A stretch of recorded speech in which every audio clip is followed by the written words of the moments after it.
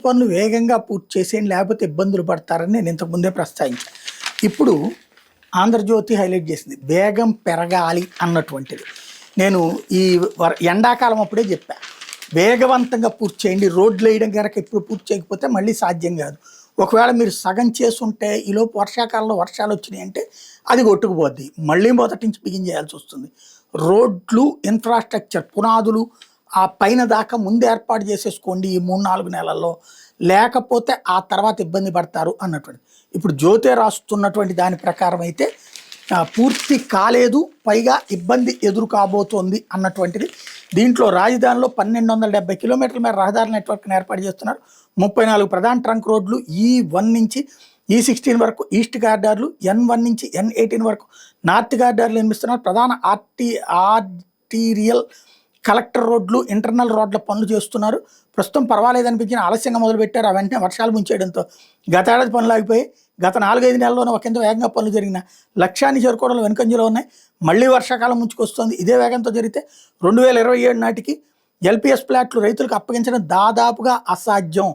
ఈ నేపథ్యంలో ప్రభుత్వం ప్రత్యేక చర్యలు చేపట్టాల్సిన అవసరం ఉంది. ఎల్పిజి ఎంతో ఇచ్చేశారు రైతులకు ప్లాట్లని, వీళ్ళే రాస్తారు, ఇవ్వలేదని మళ్ళీ వీళ్ళే రాస్తారు. ఇంకా అంటే 12 ఏళ్ళైనా ఇంకా ఇవ్వలేదు అన్నటువంటిది.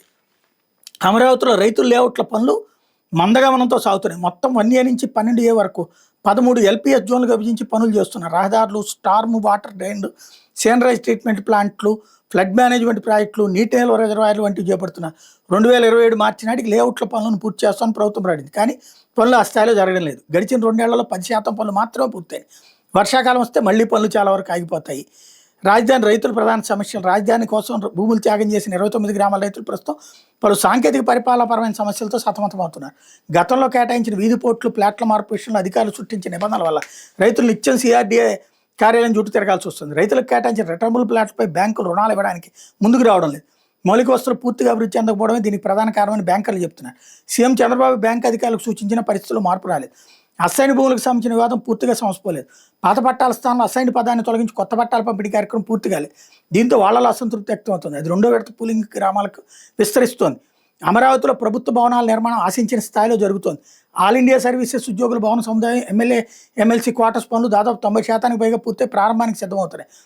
NGO ఉద్యోగుల భవనాల నిర్మాణం 70% వరకు పూర్తయింది. గడిచిన ఏడాది కాలంలో వీటి నిర్మాణ పనులు ఊహించిన స్థాయిలో పురోగమించాయి. న్యాయమూర్తుల నివాస సముదాయాలు సుప్రీంకోర్టు ప్రధాన న్యాయమూర్తి ఇటీవల లాంఛనంగా ప్రారంభించారు. వీటిలో సగం భవనాలు అందుబాటులోకి వచ్చాయి. మిగిలిన తుద్దశ పనుల్లో ఉన్నాయి.